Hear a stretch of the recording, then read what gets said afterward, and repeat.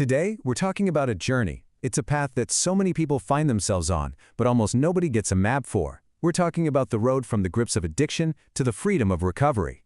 It is a tough, tough road, and we're here to figure out exactly why. So that's the big question, right? For anyone who's walked this path or watched someone they care about walk it, you know it's never a straight line. It's full of twists, turns, and what feel like impossible obstacles. What is it that makes breaking free so incredibly difficult?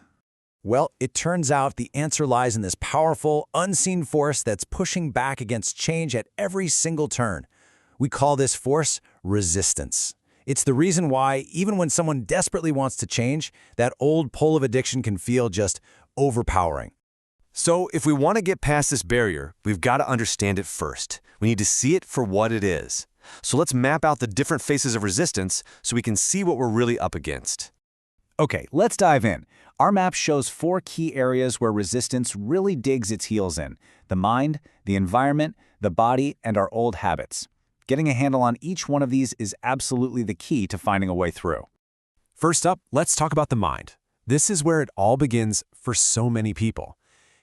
It's not actually about the substance or the behavior, not at first. It starts deep inside, as a way to cope with internal struggles that no one else can see. Think of it this way. For a little while, addiction can actually feel like a solution.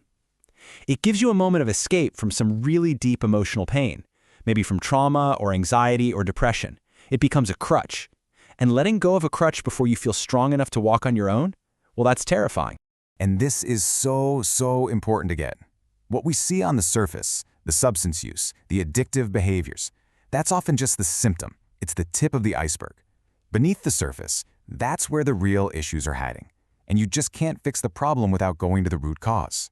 So, how does the mind protect itself from all that painful stuff underneath? Well, one of its most powerful tools is denial. It's a defense mechanism, a way of avoiding a truth that just feels too big and too painful to face. It helps you rationalize and minimize, building this wall that blocks any real chance for change.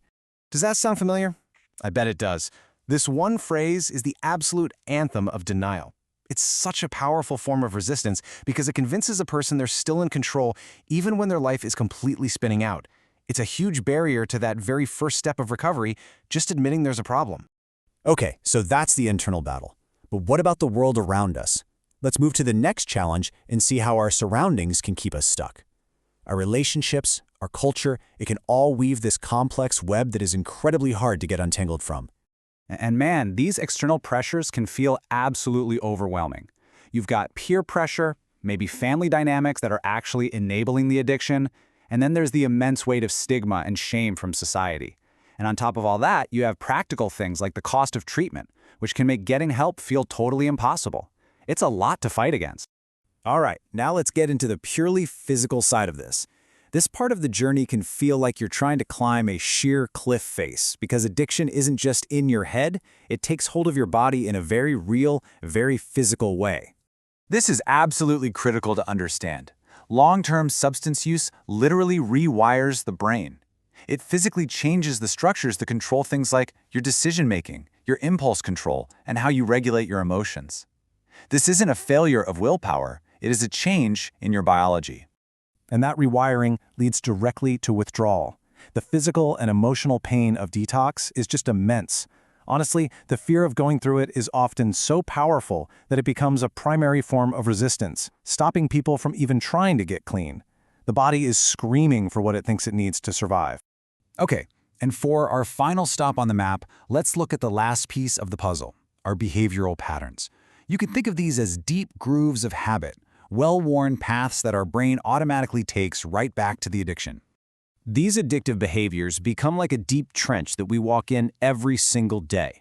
They get tangled up in our routines, and they pretty much operate on autopilot. So climbing out of that trench and trying to forge a new path takes a massive amount of conscious effort. And what's worse, these automatic behaviors are constantly being reinforced by things in our environment we call triggers. A trigger can be almost anything that suddenly sparks an intense craving, and it can undermine even the strongest will to change. And triggers usually boil down to 3 pretty simple categories: people, places, and things. Seeing certain friends, going to a familiar spot, or even a particular song or a smell can unleash a craving that feels absolutely impossible to resist. And that's really the key takeaway here. Just gritting your teeth and trying to resist isn't enough. If you don't learn new ways to cope with stress and you don't have a strong support system to lean on, those old ingrained patterns will almost always win out in the end. So, when you look at all four of these areas together, the mind, your environment, your body, and your behaviors, you really start to see why resistance is so incredibly powerful. But here's the good news. It's not some mysterious monster. It's a set of challenges that can be understood. And that understanding, that is the first real step toward freedom. Look, this map doesn't make the journey easy, but it doesn't make it possible. It shows you where the obstacles are, so you can actually prepare for them. So the real question isn't whether the path is hard. The question is, now that you have a map to the challenges, where will you choose to begin your journey to freedom?